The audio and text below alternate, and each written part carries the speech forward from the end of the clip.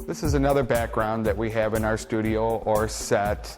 It's called 3D Wallpaper from myoculture.com. It's three-dimensional wallpaper, and it's just these little squares you can stick on the wall. And you can see this is how it comes, and then I just stuck them on there and painted it and made a real simple set, things you can make yourself. And now the little thing that you have to think about when you light it is that if you put a hair light on here, you're going to make shadows going in different directions. And what's neat about the whole scene is you're making shadows from these three-dimensional forms here. Now in this particular scene right now, as you videotape me, you can see that I put a colored gel on the background and I'm away from the wall. So there's so many different things that you can do to be creative with this type of background. So over here we have this large softbox, and it's going to come in and make a nice big window light. And remember to keep it up high enough so that it's coming down on a 45-degree angle. Now if we do this, you're going to end up washing out the background, and it's going to be too bright compared to your subject.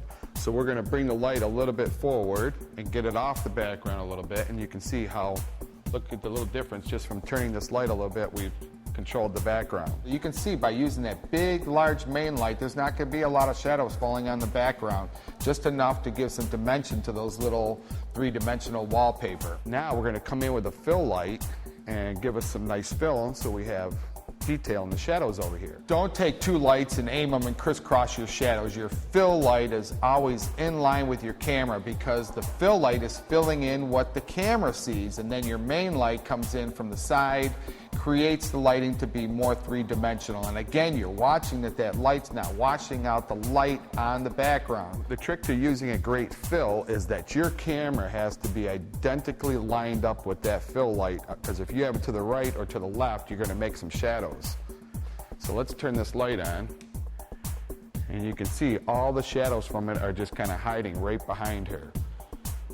Now if we move this a little bit off center, you're going to start to create some shadows.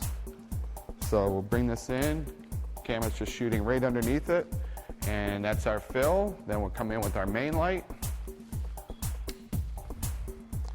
and see how the two of them work together. Avoid the hair light, it's just going to wash their hair out, and a white background, you don't always do a hair light. Now let's take a look at some of these photographs so we can see how much fun this background was.